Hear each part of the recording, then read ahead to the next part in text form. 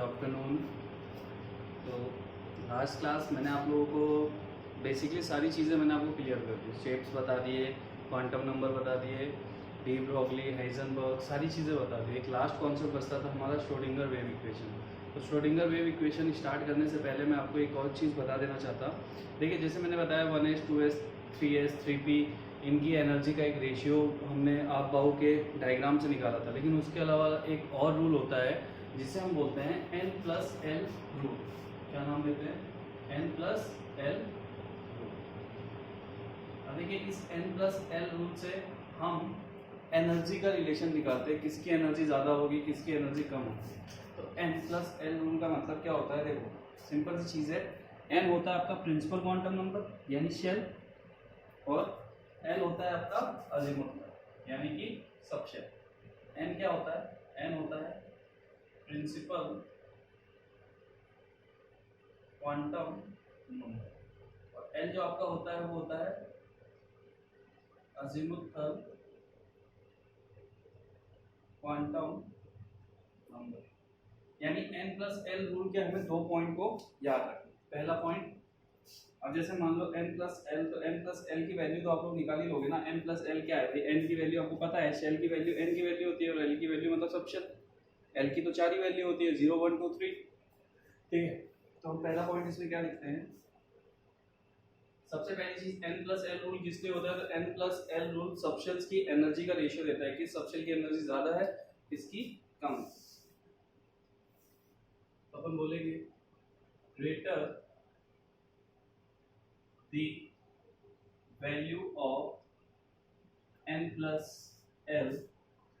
have higher energy। मतलब क्या हुआ इसका? तो इसका मतलब देखो, समझते हैं। लाइक आप लोग सोच रहे होंगे, तो देखो, मैंने ले लिया मैंने 3s 3p 4s और 3। अगर मैं इससे n+l की वैल्यू निकालूं, देखो n की वैल्यू इसमें कितनी है? 3, l की वैल्यू कितनी है? 0।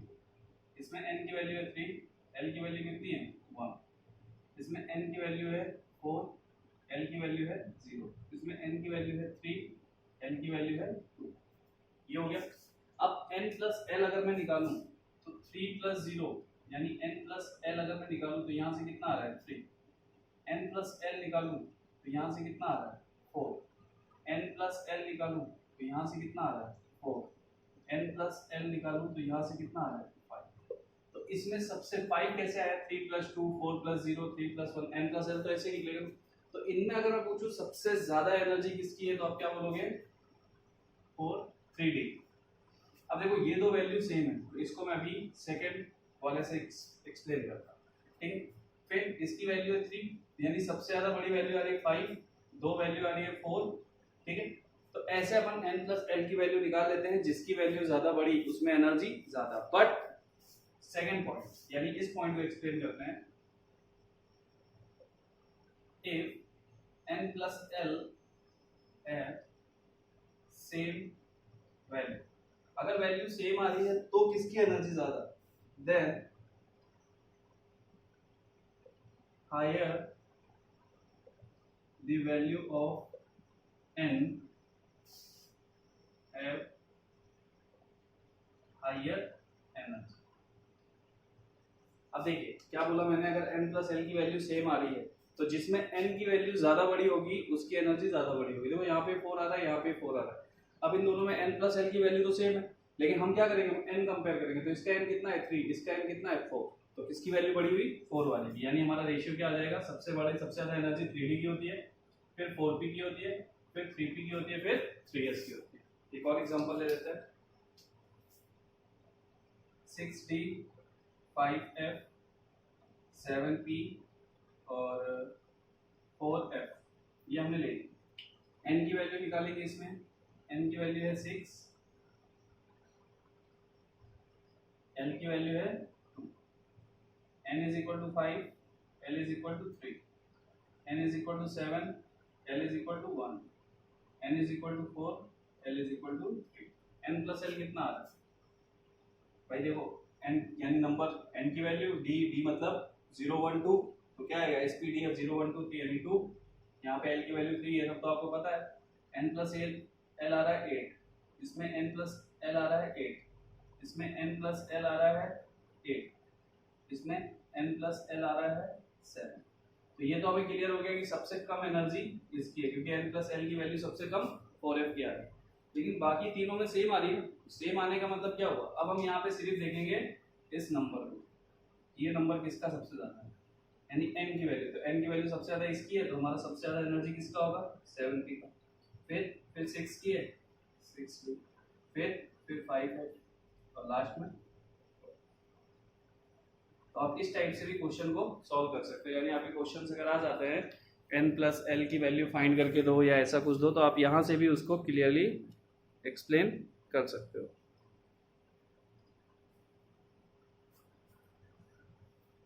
ठीक है, तो ये n प्लस एल रूल होता है। फिर से बता देता है, n प्लस एल, n की वैल्यू आपको पता होता है, n मतलब शेल, l मतलब सब शेल। आप इन दोनों वैल्यू को ऐड करो और n प्लस एल की वैल्यू जिसकी ज्यादा, उस सब शेल की एनर्जी सबसे ज्यादा।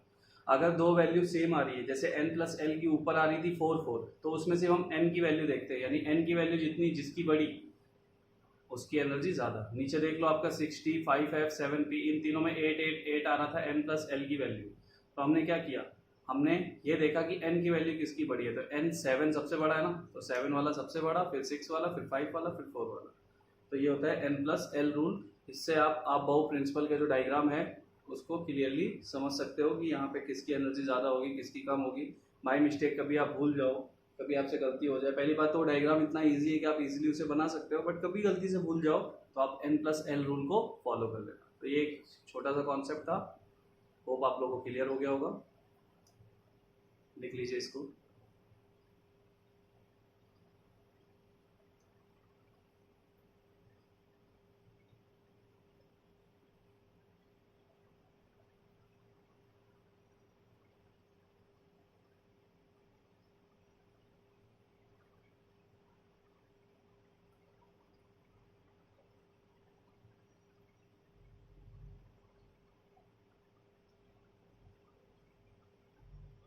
ठीक है, हटा दूं।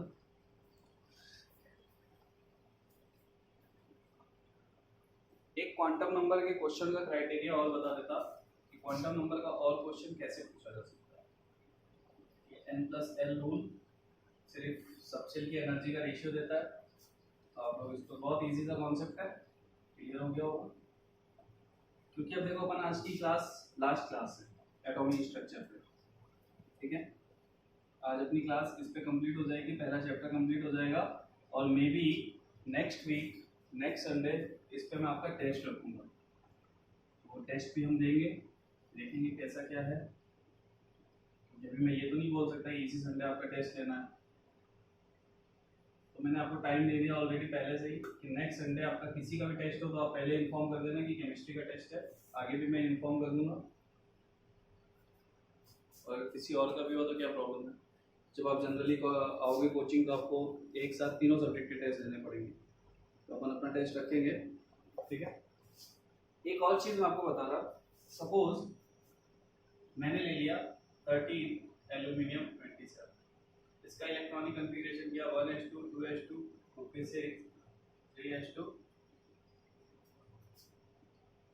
3p1। ये हो गया इसका इलेक्ट्रॉनिक कॉन्फ़िगरेशन। 13 इलेक्ट्रॉन फिल करने थे, 2 4 10 12 और 13 इलेक्ट्रॉन अपन ने फिल कर दिए। अब तुमसे क्वेश्चन क्या बोल सकता है, फाइंड ऑल 4 क्वांटम नंबर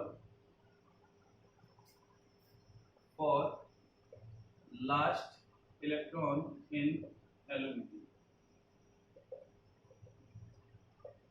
ठीक है, लास्ट इलेक्ट्रॉन की बात कर रहा है, तो देखो लास्ट इलेक्ट्रॉन किसमें जा रहा है, लास्ट इलेक्ट्रॉन जा रहा है 3p में, क्योंकि सबसे अभी अगर देखो तो एनर्जी वाइज सबसे ज्यादा एनर्जी इसी की आने वाली है। चेक कर लो n प्लस एल से, 3 प्लस 0 यानी 3, 3 प्लस 1 यानी 4, सबसे ज्यादा एनर्जी यहाँ पे इसी की है। तो हम इसके लिए ऑल 4 क्वांटम नंबर निकाले हैं, तो हमारे पास सबशेल क्या आ गई 3p, ये आ गई। इसमें इलेक्ट्रॉन अगर फिल करो तो देखो p में 3 ऑर्बिटल होते हैं।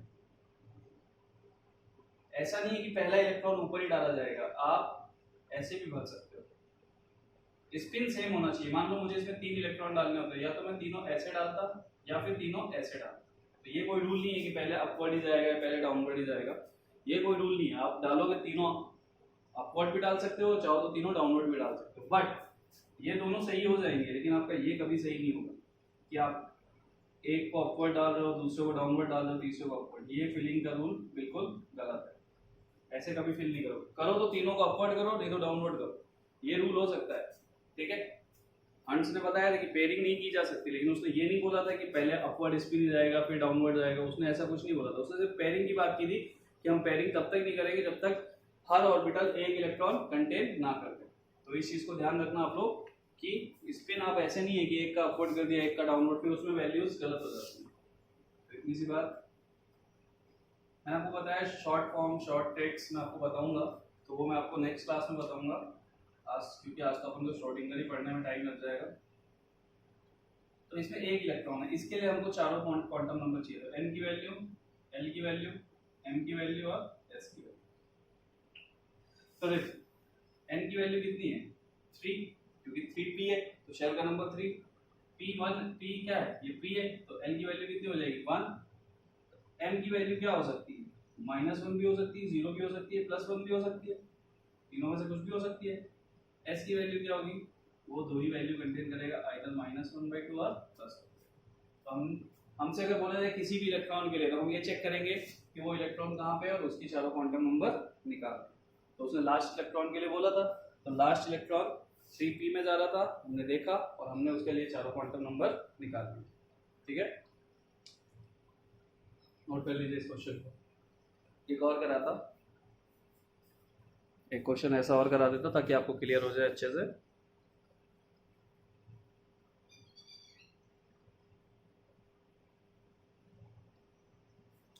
तो पहले मैं आपको देता हूं, आप करना फिर मैं करूंगा।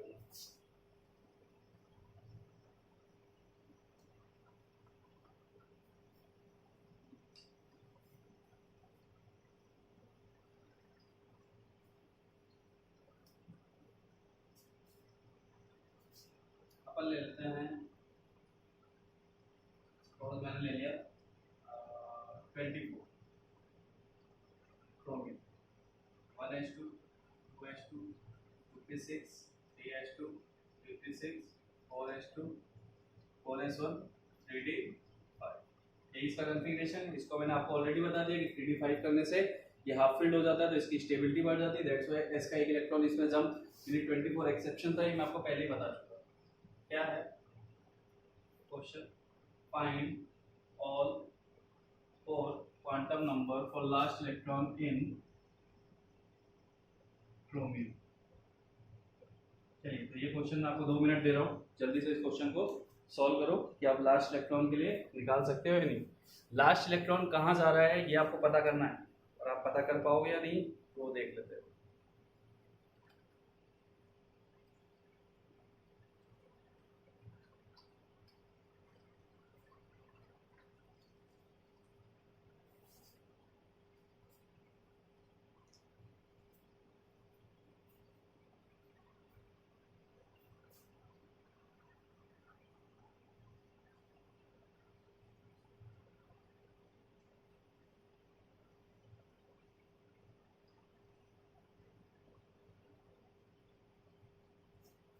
जो लोग जिनको आ गया है बहुत अच्छी बात है, जो नहीं कर पाए वीडियो पॉज करो और इसको सॉल्व करो, बाकी लोगों को मैं एक्सप्लेन करता हूँ।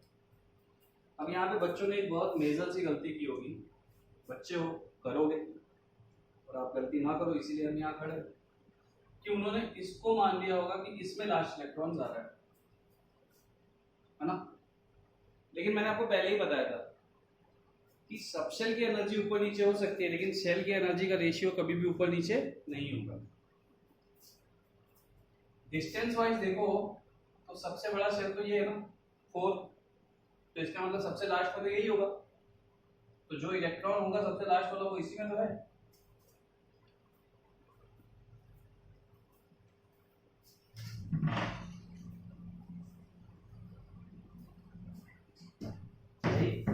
सब शेल की एनर्जी ऊपर नीचे हो सकती है, लेकिन शेल की एनर्जी तो डिस्टेंस पे डिपेंड करती है ना।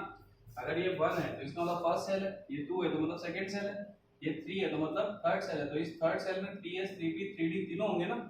तो तो ये सबसे हाईएस्ट नंबर तो ये है ना 4, तो 4 आपका लास्ट सेल होगा। यानी आपको लास्ट सेल की बात की जाए तो आप सबसे पहले इस नंबर को देखो, जिसका नंबर सबसे हाईएस्ट होगा वही लास्ट सेल होगा। अब इसमें 4s के बाद 4p होता तो सबसे लास्ट 4p चला जाता, लेकिन सेल तो वही है। अब इसमें हमें इलेक्ट्रॉन को देखना है, तो हम किसमें देख रहे हैं 4s। तो ये नंबर जिसका सबसे बड़ा होगा लास्ट सेल वही होगी, ये चीज ध्यान रखना। n कितना आएगा 4, l कितना आएगा 0, m कितना आएगा 0, s प्लस 1/2 r। तो जितने लोगों ने ये गलती की है नेक्स्ट टाइम से मत करना।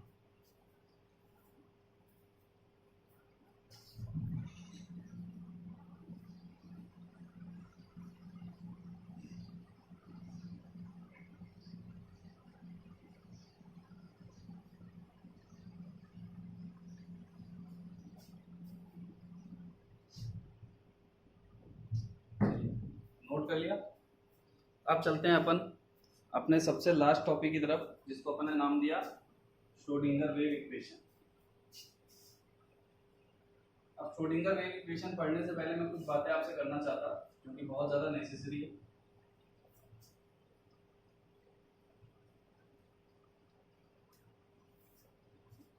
तो क्या क्या बातें हैं जो मैं आपको बताता।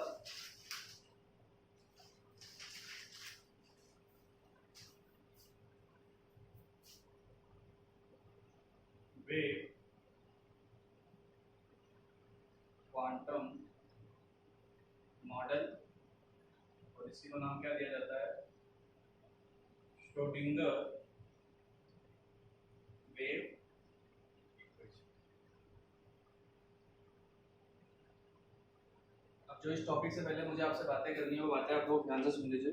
देखिए श्रोडिंगर वेव इक्वेशन एक वेव की इक्वेशन है, तो इसे जनरली हमारे सिलेबस में इसका पूरा डेरिवेशन नहीं है, इसको सॉल्व करना हमारा सिलेबस का पार्ट नहीं है।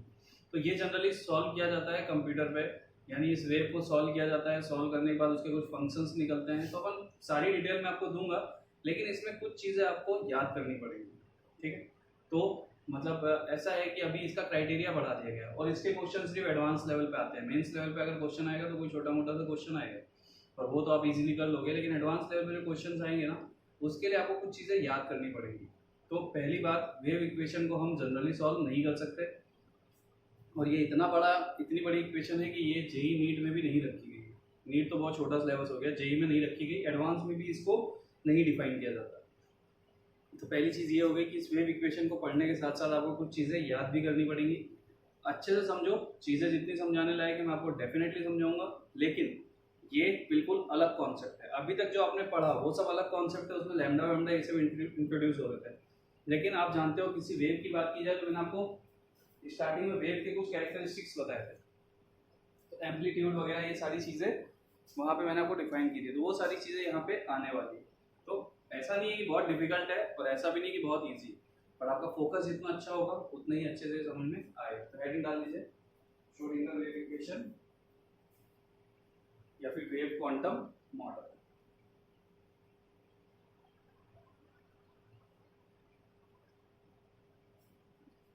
चलिए पहला point, it is based on de Broglie's concept and Heisenberg uncertainty principle, यानी कि ये इन दोनों प्रिंसिपल पे बेस्ड होता है। अब आप देखिए डी ब्रॉगली ने क्या बोला था, electron can move as wave as well as particle, या फिर electron can move as particle as well as wave. यानी इलेक्ट्रॉन जैसे सपोज न्यूक्लियस है, ये शेल है, अगर वो पार्टिकल है तो वो सर्कुलर पाथ में ऐसे ही रिवॉल्व करेगा, लेकिन उसने ये बोला था कि इलेक्ट्रॉन वेव की तरह भी रिवॉल्व करता है, ठीक है। तो इलेक्ट्रॉन वेव की तरह भी रिवॉल्व करता है, ऐसा डी ब्रॉगली ने बताया था। और हाइजेनबर्ग ने क्या बोला कि अगर वो वेव की तरह रिवॉल्व कर रहा है तो उसके पोजीशन और मोमेंटम को एक साथ डिफाइन करना इम्पॉसिबल। उसने ये बोला था ना कि we can not measure the position and momentum accurately, ठीक है, यानी एक साथ उनको एक्यूरेट मेजर नहीं किया जा सकता, तो ये हाइजेनबर्ग ने बोला था। अब श्रोडिंगर ने क्या किया, श्रोडिंगर ने बोला, यानी ये वेव इक्वेशन है, तो उसने इसका एम्पलीट्यूड, जिसे अपन साइन से डिफाइन करते हैं, उसने इसका एम्पलीट्यूड डिफाइन किया और उससे उसने एक इक्वेशन दी जिसे अपन मॉड साइन स्क्वायर बोलते हैं या फिर मॉड साइन स्क्वायर, इससे उसे क्या बोला, प्रोबेबिलिटी ऑफ फाइंडिंग इलेक्ट्रॉन, यानी कि अगर वेव है तो उसका एम्पलीट्यूड तो होगा, तो श्रोडिंगर ने मॉड साइन स्क्वायर से इलेक्ट्रॉन को पाने की प्रोबेबिलिटी को डिफाइन कर दिया, यानी उसने इस इक्वेशन को इन दोनों की हेल्प से मॉड साइन स्क्वायर से इलेक्ट्रॉन के पाने की जो प्रोबेबिलिटी है उसको डिफाइन किया और अपनी एक इक्वेशन दे दी जिसे हमने नाम दिया श्रोडिंगर वेव इक्वेशन, ठीक है। तो ये चीज, यानी इसने यहां से इस फंक्शन से उसने इलेक्ट्रॉन के पाने को बताया। अब इसका स्टेटमेंट क्या था, तो इसका स्टेटमेंट था, ये स्टेटमेंट बुक्स वगैरह में नहीं मिलता, तो बहुत इजी सा स्टेटमेंट है और ऑलरेडी मैं आपको लिखवा भी चुका हूँ। इसका स्टेटमेंट था, orbital is a region where probability of finding electron is maximum,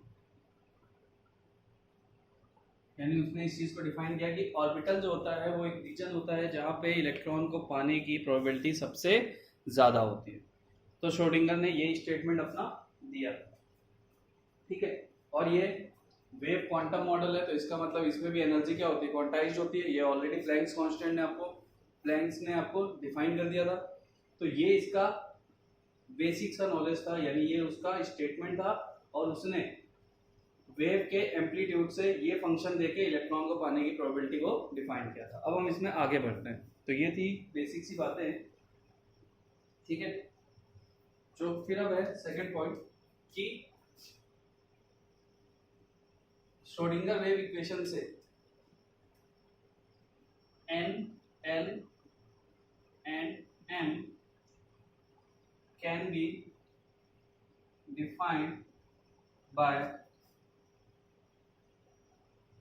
Schrodinger wave equation, यानी कि जो तीन क्वांटम नंबर होते हैं, प्रिंसिपल, अजीमुथल और मैग्नेटिक, ये श्रोडिंगर वेव इक्वेशन से हम फाइंड कर सकते हैं। यानी आप जो सोच रहे हैं NLM हमने जो अभी तक पढ़ा था क्वांटम नंबर, एक्चुअल में वो श्रोडिंगर वेव इक्वेशन को सॉल्व करने के बाद ही हमको मिले थे, ठीक है। लेकिन मैंने उसकी नॉलेज आपको पहले इसलिए दे दी थी क्योंकि अगर मैं यहाँ पे आपको नॉलेज देता तो आपको ये चीज़ें बहुत ज़्यादा डिफिकल्ट लगती। तो अभी आप NLM को ऑलरेडी जानते हो, आप सारी चीज़ें ऑलरेडी समझते हो, तो अभी आप लोगों को इतनी दिक्कत नहीं आएगी, यानी ये चीज़ें आपके लिए अननोन नहीं है। तो ये चीज़ें थी, ये पॉइंट थे, इसको नोट डाउन कर लीजिए। फिर अपन चलते हैं इसके इक्वेशन की तरफ कि इसने क्या इक्वेशन दिया था और कैसे दिया था, नोट डाउन कर लीजिए इसे।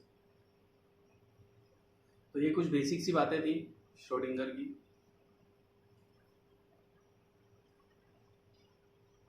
अब आप लोगों ने मैथ में कोऑर्डिनेट वगैरह पढ़ा होगा, तो थोड़ा सा वैसे ही सारी चीज़ें आने वाली है, और नहीं पढ़ा है तो आगे आप पढ़ोगे। कोऑर्डिनेट इक्वेशन जैसे होती हैं वैसे ही इसकी इक्वेशन थी, क्योंकि वेव के फॉर्म में है तो वेव को तो अपन डिफाइन नहीं कर सकते ना। वेव जनरली अपन ऐसे तो है नहीं कि हाथ से लिया और वेव, इलेक्ट्रॉन का वेव मूवमेंट अपन ने देख लिया। पार्टिकल नेचर तो अपन डिफाइन कर सकते हैं बहुत अच्छे से भाई। ऐसा अगर आप कार है, कार रोड पे घूम रही है तो आप उसको बता सकते हो ना कितने एंगल से रोटेट हुई, कितनी स्पीड से रोटेट हुई। लेकिन वो वेव की तरह अगर मूव करके घूमती तो आप नहीं बता सकते कि हर मोमेंट पे उसका एंगल बदलता, हर मोमेंट पे उसका स्पीड बदलती, उसका मतलब ये मोमेंटम बदलता, तो आप उसको डिफाइन नहीं कर सकते। तो यहाँ पे आपने जितने नॉलेज की है, यानी एडवांस लेवल पे जितने क्वेश्चंस वगैरह आते हैं वो मैं आपको बता दूंगा। कुछ चीज़ें आपको याद करनी पड़ेंगी, वो भी मैं आपको लिखवा दूंगा। जैसे कुछ वेव फंक्शन से 1s 2s इन ऑर्बिटल्स के वेव फंक्शन निकलते हैं, तो वो सब इक्वेशन को सॉल्व करने के बाद निकलते हैं। अब मैं इक्वेशन लिखवा देता आपको, इक्वेशन क्या है, लिख लिया इसको।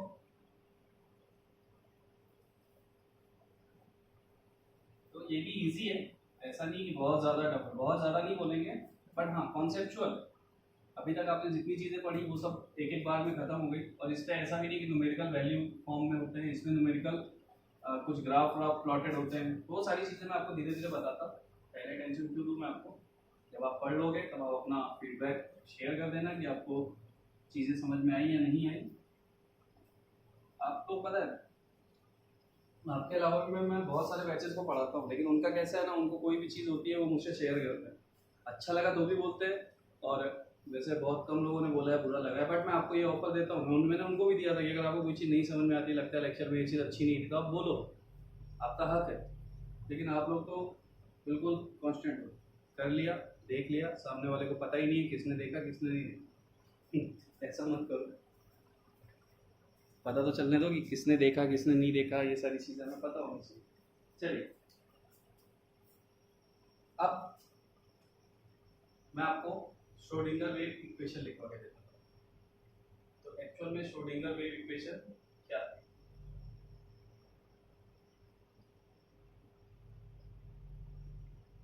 ये वेव इक्वेशन डायरेक्टली हम लिख लेते हैं, बाकी इसको सॉल्व करने जाओ तो 10-12 पेज लगेंगे। डी स्क्वायर जो हमारा सिलेबस पे पार्ट भी नहीं है, D square psi upon D x square, D square psi upon D Y square, D square psi upon D Z. अब ये एक्स वाई जेड ये तीन एक्सिस पे एम्पलीट्यूड का डबल डेरिवेशन किया गया है, ठीक है, plus 4 pi square upon lambda square psi is equal to 0, ठीक है। अब इस इक्वेशन को अपन थोड़ा सा सॉल्व करेंगे, यानी श्रोडिंगर वेव इक्वेशन आप लोग बुक में देखोगे तो वहां पे एक अलग इक्वेशन आती है। इक्वेशन यहाँ पे 8 pi square M E minus V upon H square psi is equal to 0 आता है, बट हम इसको प्रूव करेंगे तो हम यहाँ से 4 पाई स्क्वायर एच स्क्वायर को ले लेते हैं। तो ये श्रोडिंगर वेव इक्वेशन नहीं है, कंप्लीट फॉर्म नहीं है, कंप्लीट फॉर्म अभी अपन कैलकुलेट करने जा रहे हैं। तो 4 पाई स्क्वायर लैम्डा स्क्वायर, अब आप सब जानते हो कि lambda is equal to H upon P होता है, ये हम पढ़ चुके हैं, पढ़ा है हमने डी ब्रॉगली में, lambda is equal to H by P. तो यहाँ से मैं क्या लिख सकता हूँ, 4 pi square H square upon P square, या फिर इसी को मैं क्या लिख सकता हूँ, 4 pi square P square upon H square, ये लिख सकता हूँ। काइनेटिक एनर्जी क्या होती है? काइनेटिक एनर्जी होती है हाफ एम वी स्क्वायर। इसको मैं और क्या लिख सकता है, इसको मैं लिख सकता half M square V square by M, और मोमेंटम जो होता है वो होता है मास इनटू वेलोसिटी। तो अगर मैं पी स्क्वायर करूं तो ये एम स्क्वायर वी स्क्वायर हो जाएगा, तो क्या मैं एम स्क्वायर वी स्क्वायर की जगह पी स्क्वायर पुट कर सकता हूं? तो 1/2 P square by M kinetic energy. अब इस इक्वेशन में पी स्क्वायर है तो हम पी स्क्वायर के फॉर्म में वैल्यू निकाल लें, P square is equal to क्या हो जाएगा, 2m काइनेटिक एनर्जी। इसको इक्वेशन 1 मान लेते हैं, पुट इन इक्वेशन।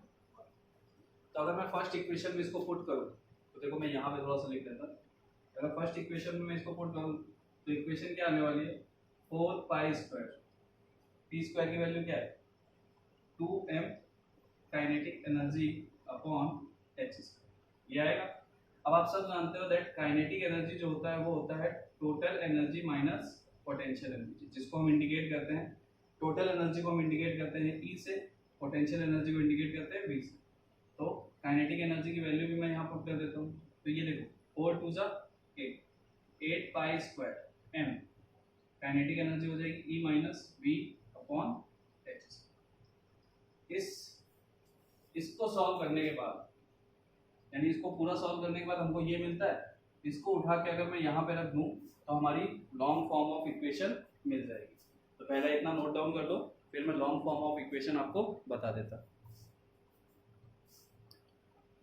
तो क्लियर हुआ भाई? देखिए आपको क्या, लैम्डा स्क्वायर की वैल्यू अपने h अपॉन पी रखी, इक्वेशन को शॉर्ट किया, काइनेटिक एनर्जी होती है हाफ एम वी स्क्वायर, ठीक है, या फिर मैंने M square V square upon M कर दिया। आप सब जानते हो मोमेंटम होता है मास इनटू वेलोसिटी, तो यहाँ एम स्क्वायर वी स्क्वायर था तो इसका मतलब की वैल्यू हो जाएगी पी स्क्वायर, क्योंकि मोमेंटम का स्क्वायर करोगे तो इन दोनों का भी तो स्क्वायर हो जाएगा। फिर वहां से हमने पी स्क्वायर की वैल्यू निकाल दी, क्योंकि हमें यहाँ पे पी स्क्वायर दिख रहा है, तो पी स्क्वायर की वैल्यू निकाली 2m काइनेटिक एनर्जी हमने पुट किया। काइनेटिक एनर्जी होता है टोटल, भाई टोटल एनर्जी क्या होता है, kinetic energy plus potential energy. तो काइनेटिक एनर्जी क्या हो जाएगा, total energy minus potential energy.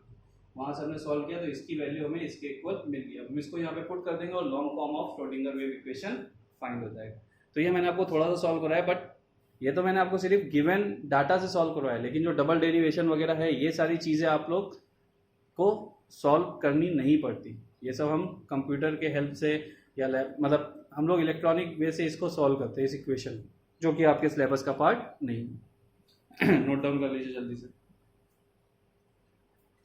Coordinate है तो एक्स वाई जेड एक्सिस, इन सब कोऑर्डिनेट पे ही चीज़ें सॉल्व होती है। तो मैथमेटिकल पार्ट है, जब भी आप आगे पढ़ोगे कोऑर्डिनेट्स वगैरह तो आपको क्लियर होगा, बट उसका हमें कोई लेना देना नहीं है क्योंकि हमारे में इतनी बड़ी इक्वेशन नहीं है। जितना है हम उतना पढ़ लेंगे। चलिए नोट डाउन कर लिया, नहीं किया हो तो वीडियो पॉज करके नोट डाउन कर लीजिएगा।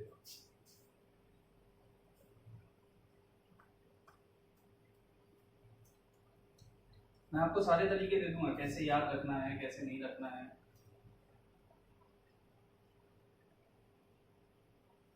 तो 4 pi square upon lambda square की जगह अगर हम ये वैल्यू पुट कर देंगे तो हमको long form of d square psi upon D x square, D square psi upon D Y square plus d square psi upon D z square plus इसकी जगह वैल्यू रखेंगे हम ये 8 pi square M E minus V psi upon H square is equal to 0। ये आ गई आपकी long form of या फिर complete form of Schrödinger wave equation. यानी ये श्रोडिंगर वेव इक्वेशन आपकी होती है जिसको सॉल्व करने के लिए। अब देखो यहाँ पे अगर तुमसे पूछा जाए ये सब क्या है तो ये क्या है, D square x y z क्या है, तो अपन इसमें एक को लिखवा देता, बाकी दोनों सेम ही रहेंगे। Double derivation of amplitude with respect to x axis, ये क्या हो जाएगा with respect to y with respect to z axis. तो बाकी सारी चीजें आपको पता है इसमें क्या है और क्या नहीं है। तो ये है long form of Schrödinger wave equation.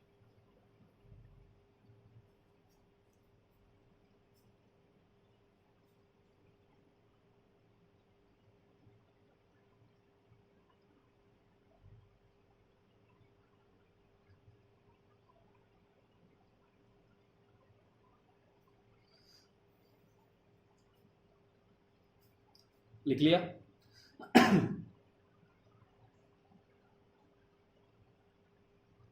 चलिए आगे चलते हैं।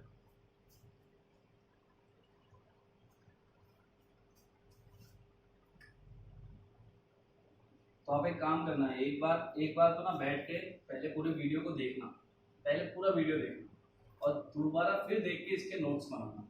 तो उससे मेरे हिसाब से आपको ज़्यादा हेल्प मिलेगी और ज़्यादा अच्छे से चीज़ें क्लियर होंगी। अगर आप नोट्स बना रहे हो तो आप एक काम करो, रुक जाओ, पहले पूरे वीडियो को देखो ताकि मैं सारी बातों को एक्सप्लेन कर दूँ, वरना आपका माइंड दो जगह बिजी रहेगा, आप लिखने में बिजी रहोगे और समझने में भी। पहले आप एक बार देख के समझ लो, फिर जब आपको लगे कि हाँ आपको चीज़ें क्लियर हो रही है, ईजी हो रही है, फिर आप नोट्स बनाना स्टार्ट कर देना, तो उससे बहुत हेल्प होगी आपको। अब देखिए अगर कोऑर्डिनेट की बात हो रही है तो ऑब्वियस सी बात है यहाँ पे एक्स वाई जेड एक्सिस भी डिफाइन किया जाएगा। तो अपन मान लेते हैं ये एक्स है, ये वाई है, ये जेड। अब साइन आपका एक्स वाई जेड तीन एक्सिस लेता है, बट मगर मैं इन एक्स वाई जेड को रिप्लेस करके लिख देता हूँ साइन आर थीटा फाई। अभी साइन आर थीटा फाई जो मैंने लिखा है ये सब क्या है, तो r theta phi polar coordinates है। कैसे? सपोज करो आपका यहाँ पे कोई पार्टिकल, ये कोई पार्टिकल, ठीक है। अब इस पार्टिकल की यहाँ से डिस्टेंस कितनी है, ये डिस्टेंस है आर,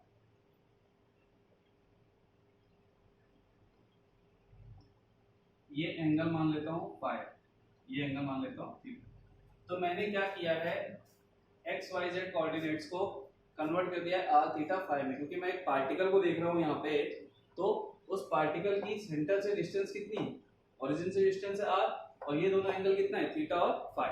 यानी हम इस पार्टिकल की पोजीशन को डिफाइन कर सकते हैं, इस पार्टिकल को हम डिफाइन कर सकते हैं कि ये कहाँ पे है। तो मैंने इन फंक्शंस को चेंज कर दिया। अब देखिए मैं इसको दो पार्ट में डिवाइड कर देता हूँ। कैसे? जैसे साइन, ठीक है, एक्स वाई जेड है, तो मैं इसको दो पार्ट में डिवाइड करता, जैसे आर थीटा वाई, तो मैं इसको दो पार्ट में डिवाइड करता, आर और ए, जिसमें मैं दो चीजें ले लेता, थीटा और फाई। ये क्या है? आर और ए। इसका मतलब क्या है? तो देखो, आर को मैं बोलता हूँ रेडियल फंक्शन और ए को बोलता हूँ एंगुलर फंक्शन। अब रेडियल और एंगुलर फंक्शन क्या होता है मैं आपको बता दूं। रेडियल फंक्शन और एंगुलर फंक्शन, जहां पे भी ये दोनों नाम आ जाए तो पहले ही चीज क्लियर करना। रेडियल मतलब रेडियस बेस्ड, यानी डिस्टेंस पे बेस्ड होगा, तो ये फंक्शन डिस्टेंस बेस्ड होता है। एंगुलर मतलब एंगल बेस्ड, तो ये दोनों एंगल है, तो ये एंगल बेस्ड होता है। यानी कि मैंने साई को दो फंक्शन में डिवाइड कर दिया, एक को नाम दिया रेडियल फंक्शन और दूसरे को नाम दिया एंगुलर फंक्शन। तो ये किस पे डिपेंड करता है? डिपेंड्स ओनली ऑन आर, ठीक है। और ये किस पे डिपेंड्स करता है? ये डिपेंड करता है ओनली ऑन एंगल, ठीक है, डिपेंड्स ओनली ऑन एंगल। तो ये रेडियल, यानी इसको आप कैसे याद रखोगे? रेडियल मतलब रेडियस, एंगुलर मतलब एंगल, और आगे भी इसके नाम आने वाले हैं अभी, तो आप पहले इन चीजों को दिमाग में डाल दो,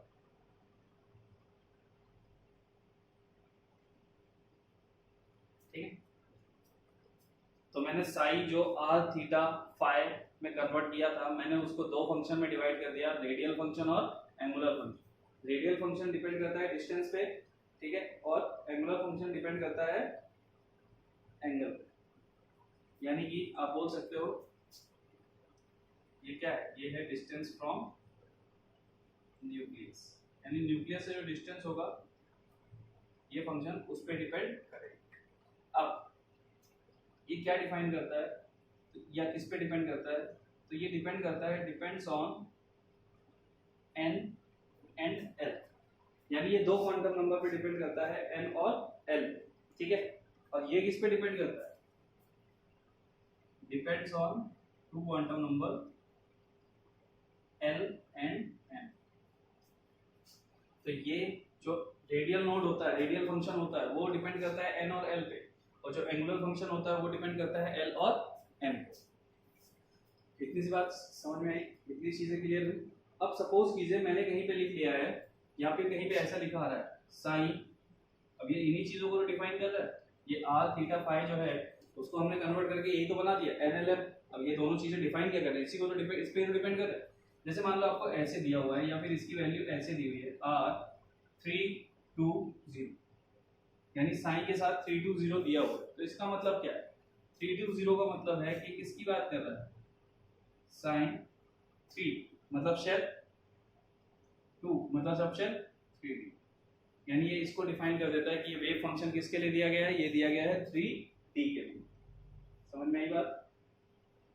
तो ये वैल्यूज बताता है, अगर कहीं पे ऐसा लिखा है तो वो वैल्यू बताएगा, n की वैल्यू 3 है, l की वैल्यू 2 है, m की वैल्यू 0 है, यानी कि ये वेव फंक्शन दिया गया है 3D सबशेल के लिए।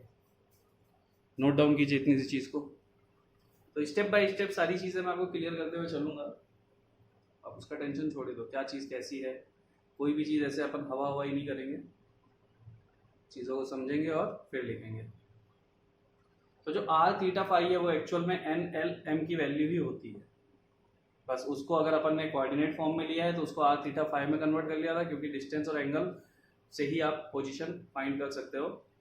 लेकिन अगर अपन केमिस्ट्री में आ जाए तो अपने क्वांटम नंबर पहले ही ढूंढ रखे हैं, तो आपने ऑलरेडी अपने पॉइंट्स में अपन ने लिखा था कि Schrödinger waves equation defines n l m, तो एन एल एम को डिफाइन करता है। स्पिन क्वांटम नंबर की दो ही वैल्यू होती है और श्रोडिंगर वेव इक्वेशन से स्पिन क्वांटम नंबर डिफाइन नहीं होता। अगर आपसे क्वेश्चन पूछा जाए कि कौन सा quantum number Schrodinger wave equation से डिफाइन नहीं होता, तो आपका आंसर होगा स्पिन क्वांटम नंबर। तो इस चीज को, इस पॉइंट को कॉपी के टॉप पे लिख लेना, spin quantum number can not be defined by Schrodinger wave equation. बाकी तीनों को श्रोडिंगर वेव इक्वेशन डिफाइन करता है।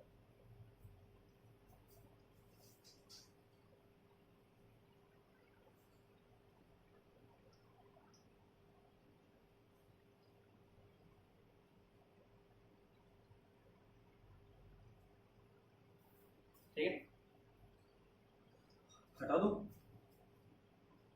तो बस ये चीज याद रखो कि इसमें कोऑर्डिनेट इक्वेशंस वगैरह आती है, दैट्स व्हाई अपन एक्स वाई जेड एक्सिस लेते हैं, बट इसका ज़्यादा यूज अपन नहीं करते।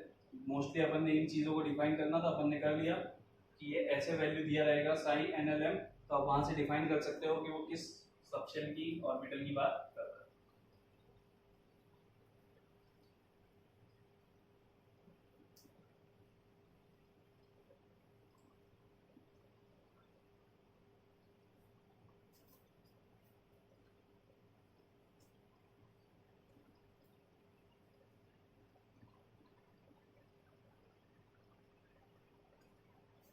चल हेडिंग डालिए नोड, बात करने जा रहे हैं अपन नोड के बारे में कि नोड क्या होता है। ठीक है, तो नोड क्या होता है?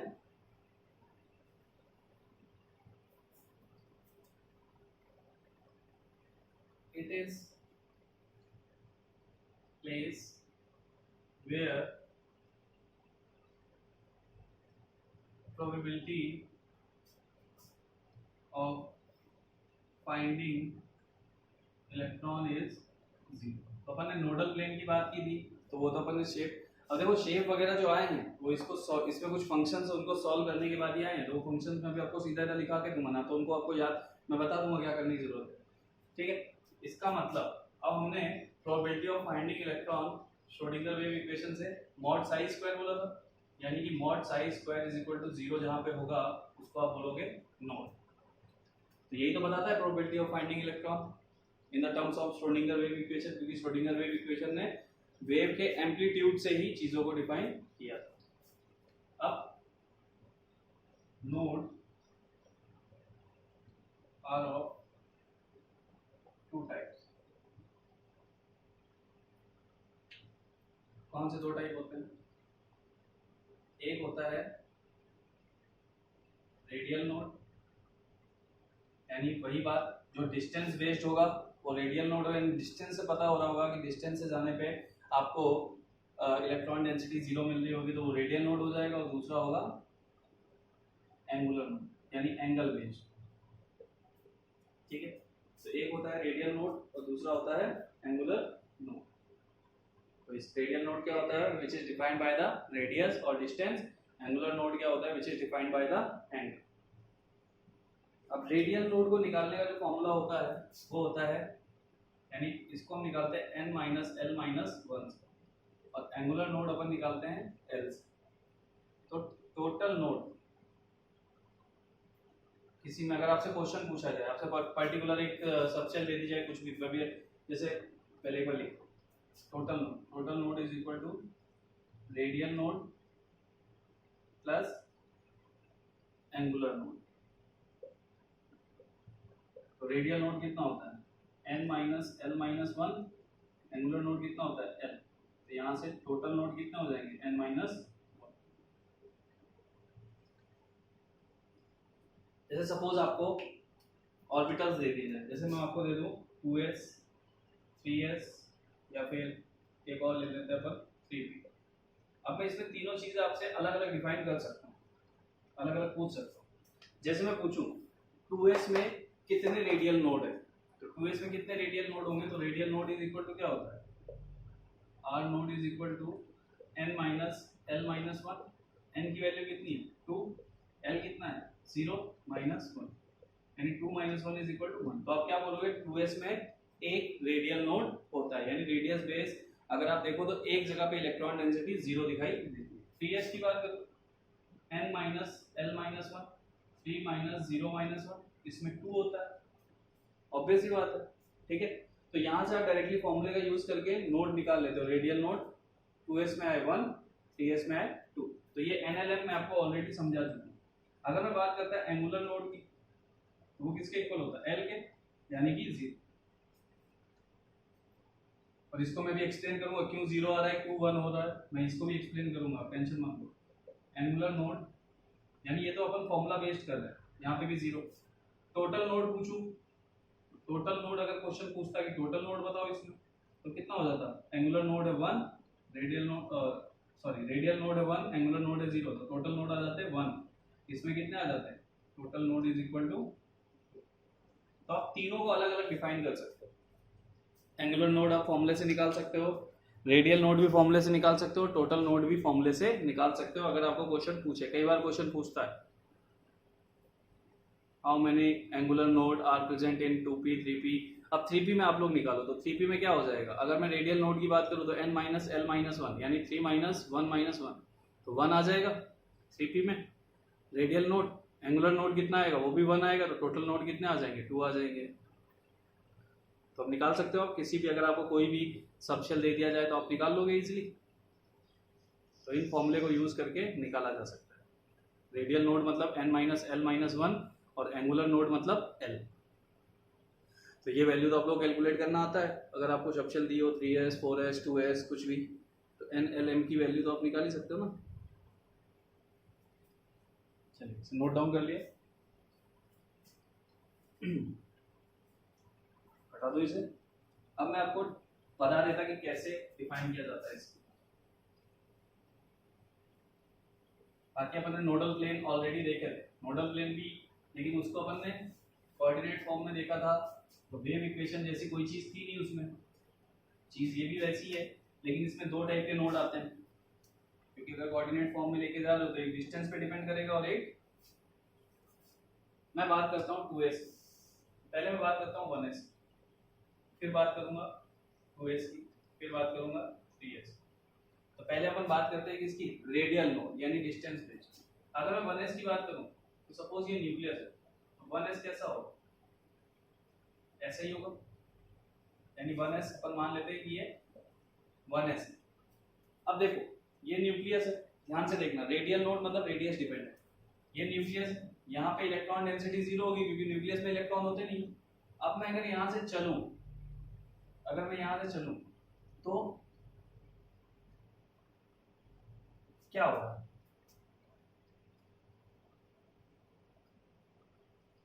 यानी कि अगर मैं यहाँ से चलूं तो कहीं पे भी इलेक्ट्रॉन डेंसिटी 0 नहीं दिख रही है। यानी कि आप सीधा सीधा बोल सकते हो न्यूक्लियस में तो इलेक्ट्रॉन डेंसिटी होती नहीं, यहाँ तक आप गए तो यहाँ पे आपको इलेक्ट्रॉन डेंसिटी मिलना स्टार्ट हो जाएगी ना, यानी हर पॉइंट पे इलेक्ट्रॉन, यानी डिस्टेंस बेस्ड देखो तो कहीं पे भी इलेक्ट्रॉन डेंसिटी 0 नहीं। बट 2s की बात करूं तो 2s कैसा होगा, 2s ऐसा होगा, ये न्यूक्लियस है, यहाँ से चला मैं, यहाँ पे इलेक्ट्रॉन डेंसिटी मैक्सिमम होगी, यहाँ से चलने पे इलेक्ट्रॉन डेंसिटी डिस्टेंस बेस्ड है, यहाँ से चला यहाँ पे इलेक्ट्रॉन डेंसिटी मैक्सिमम, लेकिन फिर मैं चल रहा हूँ तो यहाँ पे तो इस एरिया में तो इलेक्ट्रॉन डेंसिटी नहीं है ना, 0 है ना, इस एरिया में तो आपको इलेक्ट्रॉन डेंसिटी नहीं मिलने वाली ना, इलेक्ट्रॉन डेंसिटी आपको वापस यहाँ पे मिलेगी ना, क्योंकि ये 1s हो गया तो ये 2s हो गया, यही होगा ना। तो इलेक्ट्रॉन डेंसिटी यहाँ पे इस पार्ट पे क्या है, 0, तो इसका मतलब इसमें रेडियल नोड कितने आ गए, यानी डिस्टेंस पे हम जब यहाँ से चले तो कुछ मैटर नहीं करता। आप सोच रहे होंगे न्यूक्लियस से ये भी डिस्टेंस है, नहीं है, ऐसा कुछ नहीं है। न्यूक्लियस के आसपास तो आपको इलेक्ट्रॉन डेंसिटी मिल ही नहीं सकती ना, वो तो मिलेगी तो सबशेल में मिलेगी, आपको शेल में मिलेगी।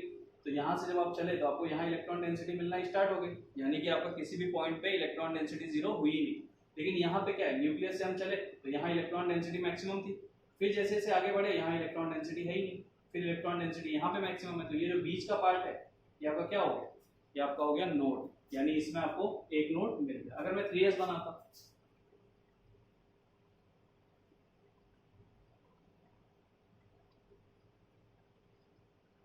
तो देखो ये 3s, यहाँ से चलूंगा इलेक्ट्रॉन डेंसिटी मैक्सिमम, ये जो वैकेंट पार्ट है इसका मतलब एक नोड ये मिल गया, यहाँ चला फिर ये मैक्सिमम, फिर यहाँ से चलूंगा ये वाला जो आपका एम्प्टी पार्ट है एक नोड ये मिल गया, टोटल नोड कितने आ गए 2। यानी ऐसे आप देखते हो डिस्टेंस बेस्ड आप चलेंगे। तो आपने रेडियल नोड यही तो बोला कि 3s में 2 1 तो यहाँ से आता है, यानी आप जैसे जैसे आगे बढ़ते हो आपको जो वैकेंट स्पेस मिलता है आप उसको नोड बोल देते हो कि ये नोड है। तो समझ में आई। अब मैं आपको एंगुलर नोड और समझा देता कि एंगुलर नोड क्यों 0 आ रहा था।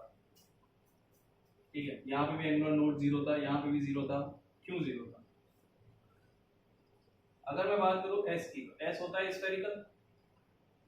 अब वही कल वाली बात, इस पे आप किसी भी एक्सिस पे चले जाओ, किसी भी एक्सिस पे किसी भी एंगल पे, तो एक जो स्फेरिकल चीज होती है उसमें, जैसे फुटबॉल में हवा तो पूरे फुटबॉल के अंदर होती है ना, तो किसी भी एंगल पे किसी भी पॉइंट पे आपको वो 0 मिलने वाला है कि नहीं मिलने वाला, यानी किसी भी डायरेक्शन में जाओगे तो आपको इलेक्ट्रॉन डेंसिटी मिलने वाली है। तो s के केस में, हर s के केस में इलेक्ट्रॉन डेंसिटी आपको मिलेगी। इसका मतलब एंगल बेस्ड कोई भी कोई भी एरिया ऐसा नहीं होगा जहाँ पे इलेक्ट्रॉन डेंसिटी ना हो, जहाँ पे sine square mod sine square आपका 0 हो। तो ये हो गया एंगुलर मोड। अब पी में आप जाते हो तो पी में आपको मिल जाता है। पी में कैसे मिल जाता है? जैसे पी की बात करूँ, जैसे मैं 3p की बात करूँ या पी की बात करूँ तो पी कैसा होता है? ऐसा होता है। तो ये क्या है? जैसे मैंने आपको कल बताया था, नोडल प्लेन में डायरेक्शनल होता है। तो अगर इस एक्सिस पे इलेक्ट्रॉन डेंसिटी है तो इस पे तो नहीं होगी वो। तो इस वजह से एंगल पे, यानी इस एंगल पे तो आपकी इलेक्ट्रॉन डेंसिटी 0 होगी, तो वहां पे आपको नोड मिल जाते हैं, लेकिन इस एंगल पे नहीं मिलेंगे। तो ये होता है रेडियल नोड जो डिस्टेंस बेस्ड होता है, ये होता है आपका एंगुलर नोड जो एंगल बेस्ड होता है। तो अब आपको शायद अच्छे से क्लियर हो गया होगा कि कैसे क्या चीजें मैं आपको बताना चाह रहा था।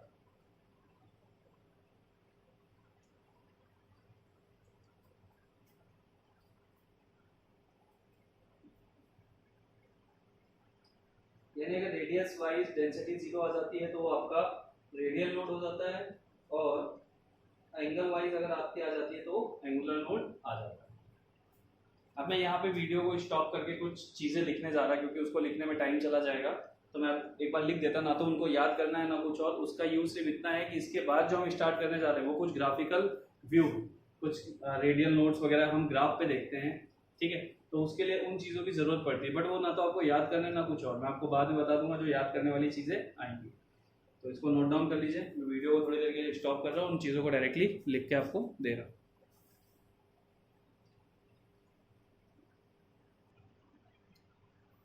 तो देखिए, ये जो मैंने आपको लिख के दिया है ना, ये है क्या? देखो, एंगुलर पार्ट, यानी इसको सॉल्व करने के बाद आपको मिलते हैं ऑर्बिटल्स के शेप्स, और इसको जब अपन सॉल्व करते हैं तो अपन इससे देखते हैं ग्राफिकल व्यू। तो ना तो आपको ये याद करने हैं, ना तो आपको इनको कुछ, बस आप लिख लो, और नहीं भी लिखते हो तो चलता है। ये मैंने आपको इसलिए बताया है क्योंकि मैं जो आगे करने जा रहा हूँ वो इन पे बेस्ड है। देखो, जैसे अगर मैं बोलूँ कि इसको सॉल्व करने के बाद अगर ऐसा स्ट्रक्चर आ जाए तो अपन क्या बोल देते हैं इसको कि ये एस सबशन है, वेव फंक्शन है। इनको कंप्यूटर में सॉल्व किया जाता है, सॉल्व करने के बाद ऐसा स्ट्रक्चर आ जाता है तो आप बोल देते हो ये एस सबशन। अगर ऐसा आ जाता है तो आप बोल देते हो कि वो पी है। यानी इन पार्ट को सॉल्व करने के बाद आपको शेप मिल जाती है। तो जो शेप आपने डिफाइन की है वो इनको सॉल्व करने के बाद ही मिलेगी आपको, ठीक है। तो ये जो ऊपर की चीजें लिखी हुई है, यानी रेडियल एंगुलर पार्ट आपका शेप डिफाइन कर देता है, और जो रेडियल पार्ट है, रेडियल पार्ट से हम ग्राफिकल व्यू देखते हैं कि रेडियस वाइज कितने नोड हमको मिलते हैं। तो इसको आप लोग एक बार नोट कर लीजिए, फिर मैं आगे कंटिन्यू करता हूँ। तो इसको आपको याद करने की जरूरत नहीं। हाँ, इनका यूज आगे होगा, यानी एंगुलर पार्ट और रेडियल पार्ट को मिला के हमको साई की वैल्यू मिलती है जो हमको याद करनी पड़ती है। तो वो मैं लास्ट में आपको लिखवा दूंगा कि 1s के लिए कितनी, 2s के लिए कितना, वेव फंक्शन यानी सॉल्व करने के बाद कितना आता है। अब देखो, इसमें जो ए नॉट है, जहाँ जहाँ ए नॉट लिखा हुआ है, वो ए नॉट क्या है? बोहर्स रेडियस, जिसकी वैल्यू मैं आपको लिखवा सकता हूँ। जेड का मतलब होता है एटॉमिक नंबर, एन होता है प्रिंसिपल क्वांटम नंबर, और जो आपका सिग्मा दिया हुआ है वो किसके इक्वल होता है? 2ZR अपॉन ए नॉट के, एन ए नॉट के। तो ये सब आपको याद नहीं करना, बस ये इसलिए बता दिया कि ये शेप वेप जो आई है वो किसको, एंगुलर पार्ट को सॉल्व करने के बाद शेप आई है, और रेडियल पार्ट को सॉल्व करने के बाद हम ग्राफिकल व्यू देखते हैं कि ग्राफिक कैसे दिखता है, यानी डिस्टेंस वेट बेस कितने नोड मिलेंगे। ग्राफ पे नोड अगर आपको दिखाने पड़े तो कैसे दिखाओगे, ठीक है। तो मैं इसको रफ कर देता हूँ और अपन चलते हैं अपन ग्राफिकल व्यू की तरफ।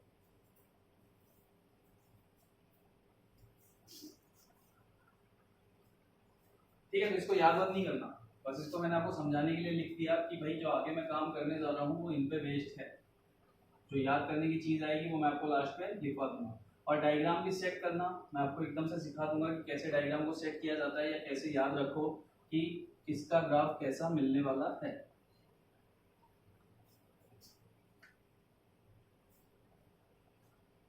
ठीक है, तो पहला ग्राफ अपन बना रहे हैं, graph between r versus r. R क्या है? R is radial function, and small क्या है? Distance from nucleus. R versus r का ग्राफ हम प्लॉट करने जा रहे हैं, ठीक है। इसको देखते हैं अपन। ये दो चीज याद रखना, जो आर है वो रेडियल फंक्शन है, आर वर्सेस आर का ग्राफ कैसा होने वाला है। तो इन ग्राफ्स को मैं एक बार प्लॉट कर देता हूँ, फिर आपको एक्सप्लेन कर दूंगा कि ये ग्राफ होते कैसे।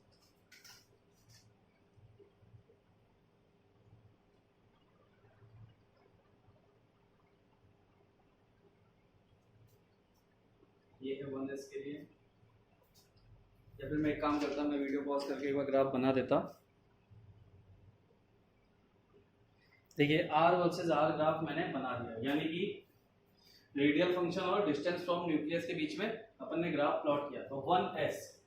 अब अगर मैं बात करूं रेडियल, क्योंकि ये तो रेडियल नोड के लिए डिफाइन हो रहा है, ठीक है, रेडियल नोड के लिए डिफाइन हो, रेडियल नोड के लिए क्या होता है n माइनस l माइनस 1, तो यहाँ से वैल्यू कितनी आएगी 1s के लिए 0। तो देखो नोड कैसे देखते हैं, यानी ये क्या है, ये डिस्टेंस फ्रॉम न्यूक्लियस है, तो इस पॉइंट को अगर ये लाइन छू रही है तो पहला नोड आपको मिल जाता, लेकिन इसमें क्या है, इस लाइन के ऊपर ही है, तो इसमें नोड कितने हैं 0, यानी यहाँ पे कोई भी नोड नहीं है, तो 1s के लिए 0। ये है 2s के लिए, तो 2s में देखो क्या हो रहा है, r वर्सेस r का ग्राफ खींचने पे ये ग्राफ यहाँ से कट कर रहा है, यानी कि आपको कितने नोड मिल रहे हैं। अब इसमें अगर मैं n माइनस l माइनस 1 लगाता तो वैल्यू 1 आ जाती, आती कि नहीं आती भाई, n की वैल्यू 2, l की value 0, 2 minus 1 is equal to 1, यानी इस लाइन को कट कर रहा है ये न्यूक्लियस है, तो यहाँ से ग्राफ आपका कितने नोड बता रहा है, तो यहाँ पे नोड आ रहा है 1। तो आपको बस यही करना है, ग्राफ को प्लॉट करते रहना है जितना भी हो। जैसे यहाँ पे क्या था 1 निकल रहा था, तो हमने एक बार लाइन को कट कर दिया, छोड़ दिया। ये किसके लिए, ये है 3s के, नहीं ये 3s के,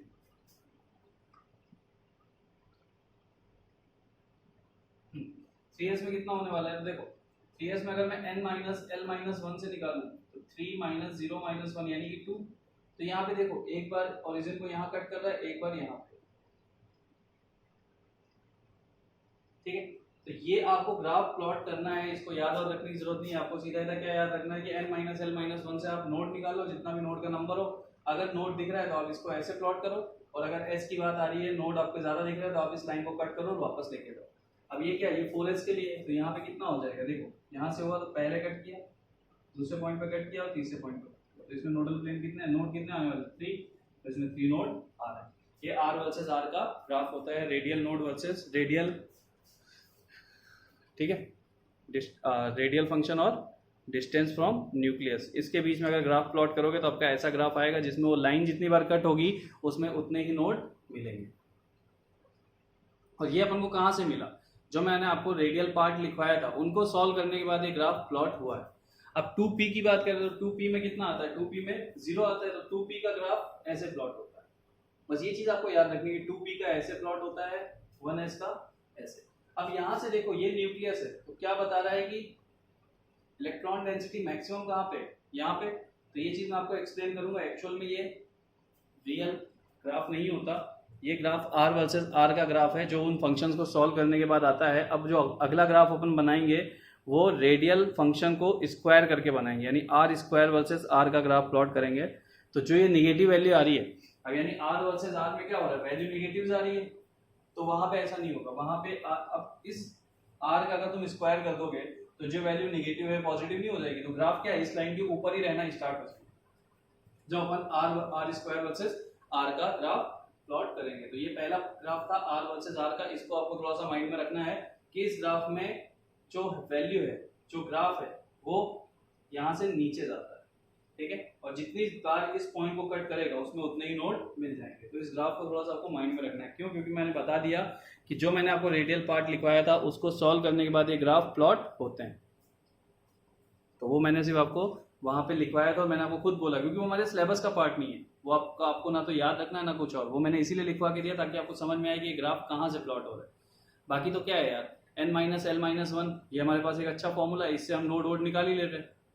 तो रेडियल नोड हमने निकाल लिया, जिसमें जैसे आ रहा है उतनी बार लाइन को कट कर दिया। और क्या दूसरी चीज याद रखने लायक, वो ये याद रखने लायक है कि r वर्सेस r के ग्राफ में प्लॉट, यानी r जो आपका दिया हुआ है r वाले एक्सिस से प्लॉट नीचे की तरफ जाएगा, निगेटिव की तरफ भी जाएगा। अब जो सेकंड अपन फॉर्म करेंगे, जो सेकंड अपन ड्रॉ करने जा रहे हैं वो करने जा रहे हैं, यानी कि अगर मैं इस रेडियल फंक्शन का स्क्वायर करके उसका ग्राफ खींचूं r के साथ तो वो कैसा आने वाला है। ये था पहला ग्राफ। तो सब रेडियल पार्ट को सॉल्व करके ही ड्रॉ किए गए।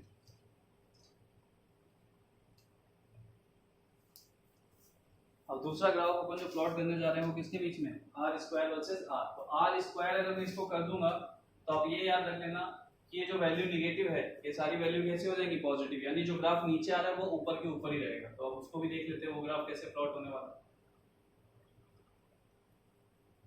तो ये पहला था आर वर्सेस आर का, और दूसरा अपन प्लॉट करने जा रहे हैं आर स्क्वायर वर्सेस आर का। अब आर स्क्वायर क्या होता है पहले मैं आपको वो बता देता कि आर स्क्वायर यहाँ पे क्या, इसको क्या बोला गया है। ठीक है, तो देखिए जो आर स्क्वायर है वो है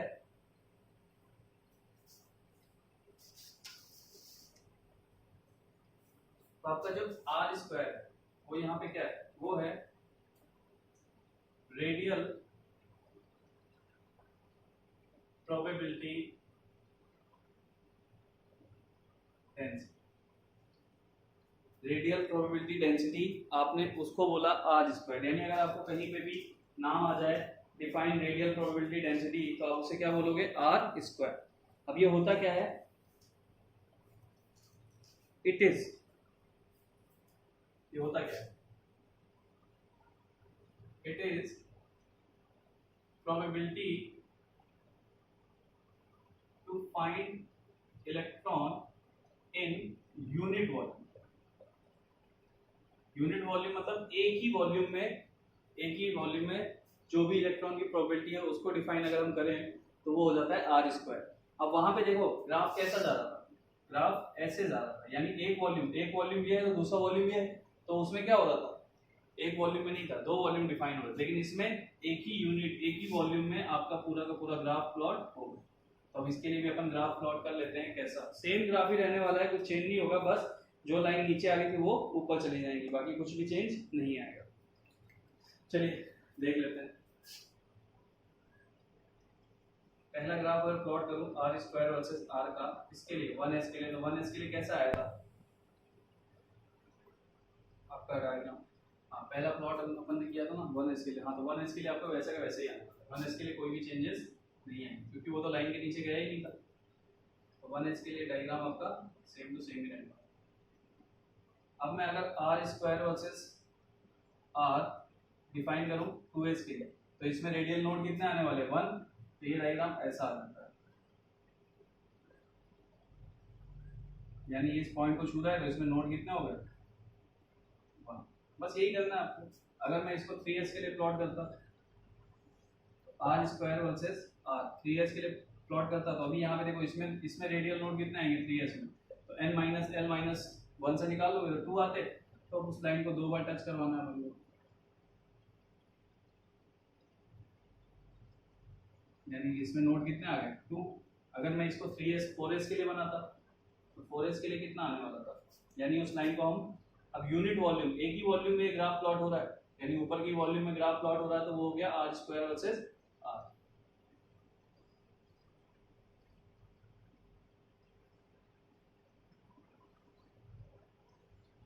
1 2 3। तो आपको याद करने का तरीका क्या है भाई, आर वर्सेस आर होगा तो ये ग्राफ नीचे की तरफ जाएगा, बस लाइन को जितनी बार कट करेगा उतने नोड आ जाएंगे। अगर वो आर स्क्वायर वर्सेस आर है तो वो लाइन के ऊपर ही रहेगा और जितनी बार कट करेगा उतने ही नोड आ जाएंगे। तो देखो ये 4s के लिए था, 4s में रेडियल नोड 3 होते हैं, तो 1 2 3 नोड आ गए हमारे। अब p के लिए सेम ही रहने वाला है, तो ये 2p के लिए सेम ही रहेगा, उसमें कोई भी चेंज नहीं है। तो आपका जो डिफाइन होता है वो आर स्क्वायर वर्सेस आर आपका s के लिए ही डिफाइन होता है।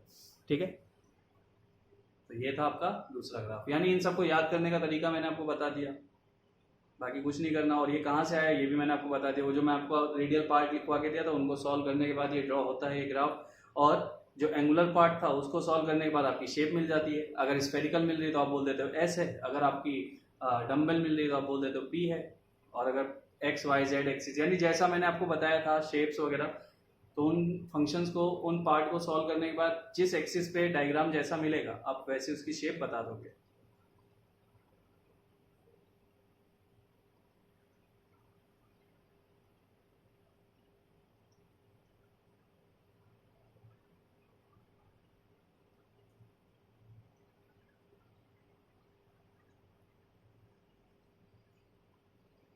तो देखो आर की वैल्यू आर स्क्वायर करने से जो कर्व नीचे जा रहा था, जो वैल्यू निगेटिव हो रही थी वो पॉजिटिव वे में दिख रही है, और एक ही वॉल्यूम में सारे ग्राफ प्लॉट कर रहे हो तो वो ग्राफ प्लॉट हो जाता है रेडियल प्रोबेबिलिटी डेंसिटी।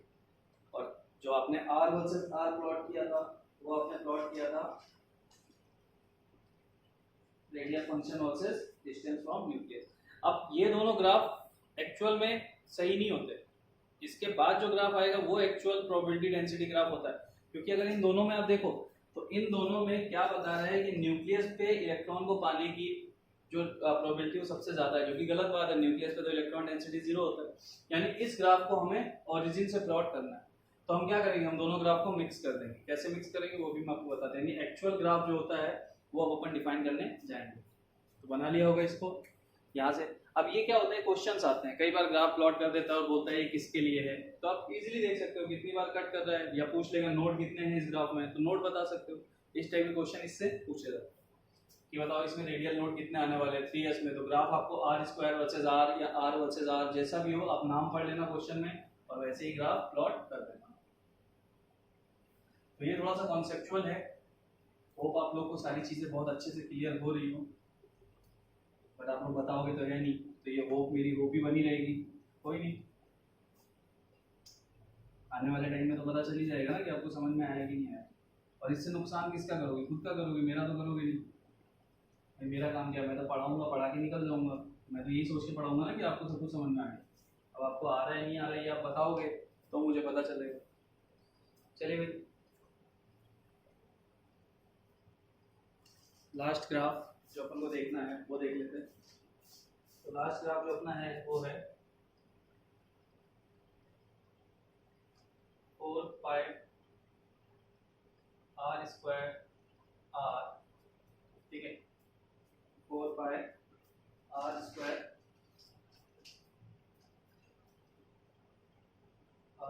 जिसको अपन बोलते हैं radial probability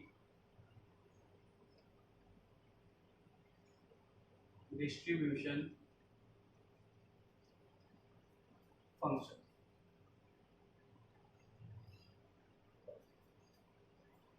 four pi r square, ठीक है, वर्सेस आर का ग्राफ अपन प्लॉट करेंगे।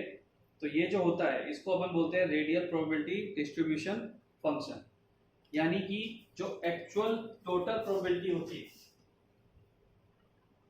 Actual total probability to find electron वो यही होती है 4 पाई स्क्वायर आर स्क्वायर, ठीक है।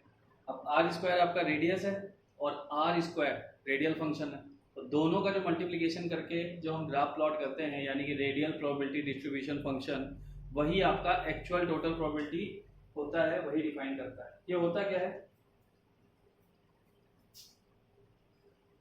It is probability to find electron in volume v, यानी किसी v वॉल्यूम में जो इलेक्ट्रॉन को, अभी तो वहां पे यूनिट वॉल्यूम था, अब वॉल्यूम आपको कैसा कंसीडर कर लिया गया है, अननोन v, उसमें आप जो इलेक्ट्रॉन को पाने की प्रोबेबिलिटी देखते हो वही आपकी एक्चुअल प्रोबेबिलिटी होती है। कैसे, तो देखिए सपोज कीजिए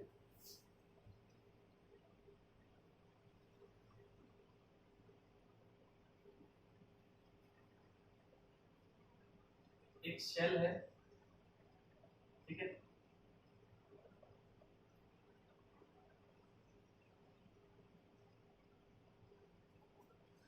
ये मैंने आपको एक शेल बना के दिया जिसकी न्यूक्लियस से डिस्टेंस कितनी है r, और ये डिस्टेंस कितनी है dr, इसका टोटल वॉल्यूम कितना है r प्लस d, ठीक। अब ये आपका एक सेल था जिसमें हमने एक अननोन वॉल्यूम लिया है v, उसमें अपन डिफाइन कर रहे हैं, ठीक। तो कैसे, अगर मैं इस वॉल्यूम शेल का वॉल्यूम देखूं, वॉल्यूम ऑफ शेल, अगर मैं ये वॉल्यूम पूरा दिया हुआ है, एक वॉल्यूम है और ये शेल है जिसकी डिस्टेंस r है और ये डिस्टेंस dr है, अगर मैं वॉल्यूम ऑफ शेल देखूं तो कितना आने वाला है 4/3 पाई r प्लस dr भाई वॉल्यूम, स्फेरिकल चीज का वॉल्यूम कैसा होता है, वॉल्यूम स्फेयर कैसा होता है 4 पाई आर क्यूब, तो 4 by 3 pi r cube minus, यानी इसके वॉल्यूम से अगर मैं माइनस कर दूं तो हमको मिल जाएगा वॉल्यूम ऑफ शेल, ये आने वाला है। तो वॉल्यूम ऑफ शेल के लिए आपने क्या किया कि जो आपको volume r plus d r था उसको आपने माइनस कर दिया आर वाले से, तो आपको क्या मिल जाएगा, शेल का वॉल्यूम मिल जाएगा। अब इसमें क्या करना है आपको, इसको सॉल्व नहीं करेंगे अपन, इसको सिर्फ देख रहे हैं, हाइयर, यानी इसको सॉल्व करने के बाद higher value of r be neglected, यानी जो भी आर की हाइयर वैल्यूज आ रही होंगी वो नेग्लेक्ट कर देंगे, तो ये क्या बन जाएगा, ये बन जाएगा 4 बाई 3 पाई आर स्क्वायर, ठीक है, ये आ गया आपका 4 बाई 3 पाई आर स्क्वायर, और इसके बाद डी आर, तो ये क्या हो गया, ये हो गया प्रोबेबिलिटी इन वॉल्यूम V, यानी कि ये क्या है, ये है प्रोबेबिलिटी इन वॉल्यूम, ठीक है। तो जब आपने इसको इतना सॉल्व किया तो आपको प्रोबेबिलिटी मिल गई V वॉल्यूम में 4 पाई आर स्क्वायर डी आर। अब अगर मैं देखूं तो मैंने अभी थोड़ी देर पहले यूनिट वॉल्यूम में डिफाइन किया था, तो प्रोबेबिलिटी इन यूनिट वॉल्यूम कितना is equal to r square, तो टोटल प्रोबेबिलिटी कितना हो जाएगा, टोटल प्रोबेबिलिटी हो जाएगा 4 by 3 pi r square d r, तो मैं इस डी आर को हटा दूं तो टोटल प्रोबेबिलिटी अभी कितनी आ गई 4 बाई 3 पाई आर स्क्वायर, यानी यही होती है actual probability to find electron.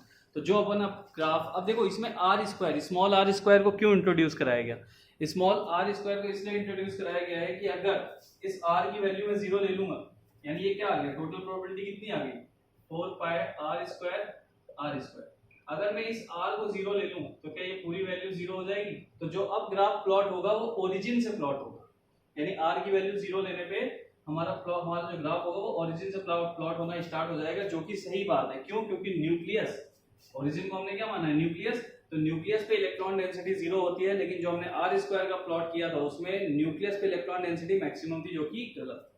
तो ये हमारी एक्चुअल प्रोबेबिलिटी होती है जिसको हम डिफाइन करने जा रहे हैं, नोट डाउन कीजिए, फिर मैं इसके ग्राफ्स आपको बनवा देता, और ये हमारा था लास्ट पार्ट।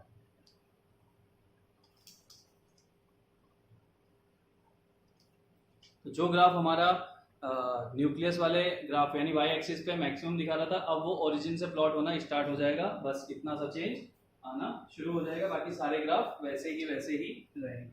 तो अगर आपसे कोई पूछे कि एक्चुअल प्रोबेबिलिटी कौन बताता है, तो आप क्या बताओगे, 4 पाई आर स्क्वायर, यानी रेडियल प्रोबेबिलिटी डिस्ट्रीब्यूशन फंक्शन जो होता है वही आपकी एक्चुअल प्रोबेबिलिटी को डिफाइन करता है।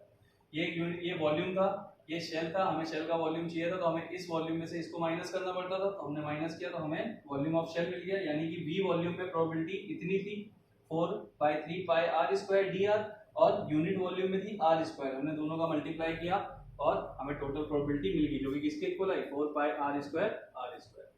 अब इसमें स्मॉल r को इंट्रोड्यूस करने का मतलब था कि इसकी वैल्यू अगर 0 लोगे तो ये पूरी वैल्यू 0 हो जाएगी और ग्राफ आपका प्लॉट होना स्टार्ट हो जाएगा, कहां से, ओरिजिन से। तो अब जो अपन ग्राफ प्लॉट करने जा रहे हैं वो radial probability distribution function versus small r के बीच में प्लॉट करने जा रहे हैं। तो ये आपका आज का लास्ट पार्ट है, लास्ट लेक्चर है इस चैप्टर का, ठीक है। अपन ग्राफ किसके बीच में प्लॉट करने जा रहे हैं, 4 पाई आर स्क्वायर वर्सेस r के बीच। तो कुछ नहीं है, सारे ग्राफ सेम है, जैसे मैं बनाऊं 1s के लिए,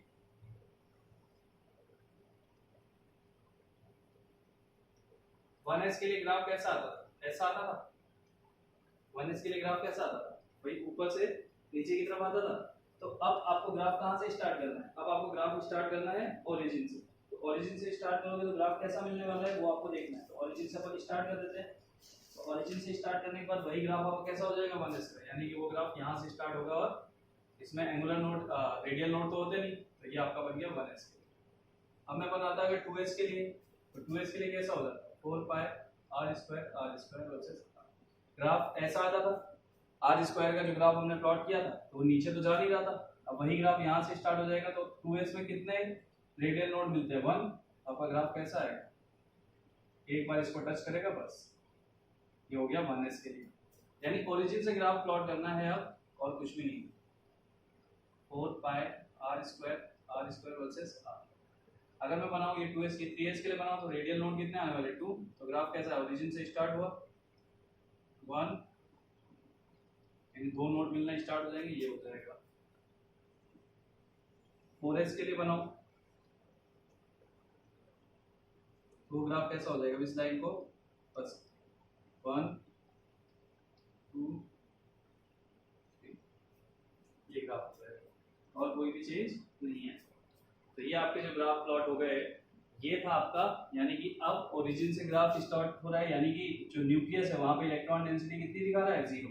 तो ये आपका एक्चुअल प्रोबेबिलिटी बताता है, और ये जितनी बार लाइन को टच कर रहा है उसमें उतने ही नोड हैं। तो ये 4s के लिए है, और 2p के लिए सेम टू सेम वही रहने वाला है, कोई भी चेंज नहीं है। 2p के लिए ग्राफ वैसा का वैसा ही रहने वाला है। तो हमने s के लिए सारे प्लॉट कर लिए, हर टाइप से हमने ग्राफ प्लॉट कर लिए। r वर्सेस r का प्लॉट कर लिया, r स्क्वायर वर्सेस r का प्लॉट कर लिया, 4 पाई r स्क्वायर वर्सेस r का भी प्लॉट कर लिया। और सारे ग्राफ मैंने आपको बता दिया कि सारे ग्राफ में याद करने लायक चीज क्या है। जब r वर्सेस r बनाया था तो 2 वॉल्यूम में हमारे ग्राफ प्लॉट हो रहे थे, एक ऊपर और लाइन के नीचे।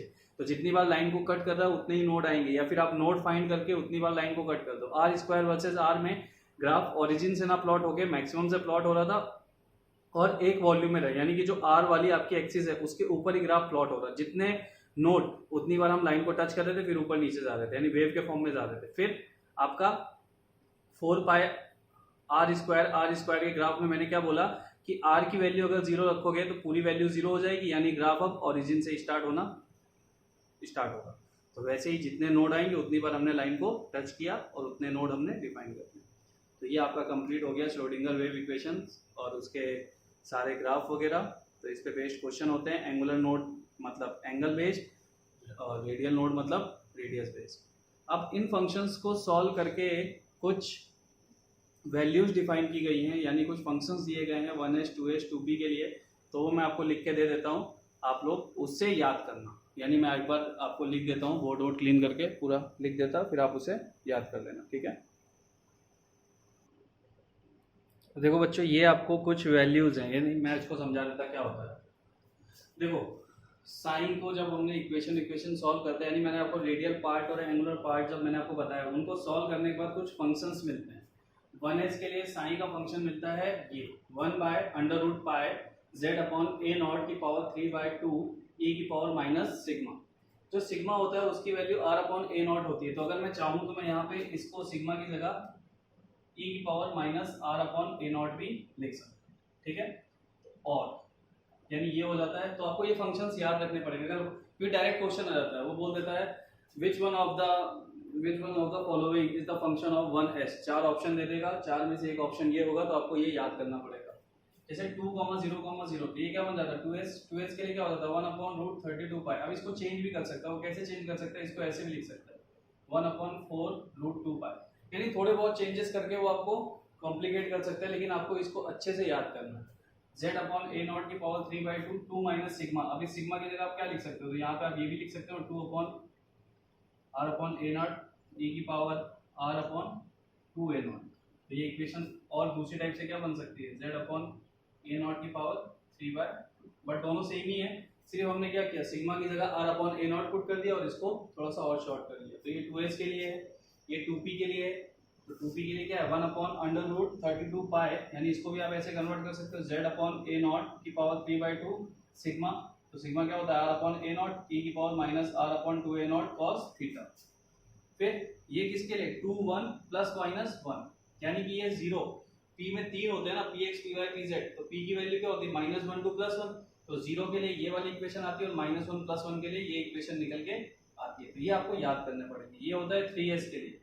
3s के लिए जो साइन का फंक्शन सॉल्व करने के बाद निकल के आता है वो आता है 1/81√3 पाई z अपॉन a नॉट की power 3/2 27 minus 18 sigma plus 2 sigma square e की पावर माइनस सिग्मा/3। तो सिग्मा की वैल्यू आपको यही पुट करनी है, यानी कि r अपॉन a नॉट।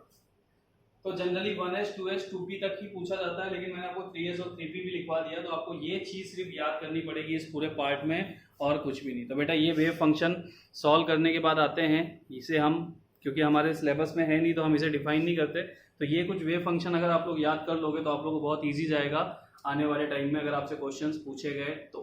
ठीक है, तो आप इसका स्क्रीनशॉट निकाल के अच्छे से इसको लिख लेना कॉपी में और अच्छे से याद कर लेना। तो ये था आपका श्रोडिंगर वेव इक्वेशन और चैप्टर आपका कंप्लीट हो गया एटॉमिक स्ट्रक्चर। Thank you. कोई डाउट हो तो ज़रूर बताइएगा, और बुकलेट आप लोग सॉल्व कीजिए अच्छे से, और डाउट्स वगैरह मेरे से पूछिए, क्योंकि अब मैं आपका नेक्स्ट संडे टेस्ट ले रहा हूँ, तो अच्छे से पढ़ाई करो। चलिए बाय बाय, टेक केयर। जितनी चीज़ें बोली हैं उनको ध्यान रखना, जो चीज़ याद करने लायक है वो याद करनी है, जितनी चीज़ों को समझा सकता था समझा दिया।